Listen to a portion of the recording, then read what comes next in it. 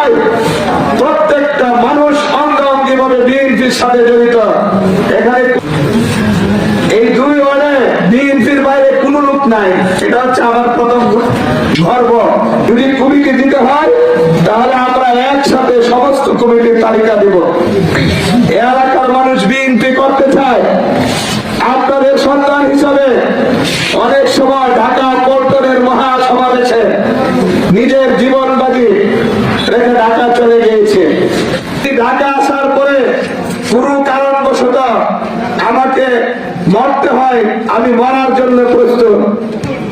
পদ পেয়েছি, পদ দিয়ে কোনদিন বাহাদুরি করেছি বা নিজে বিএনপির অমুক নেতা হয়েছি।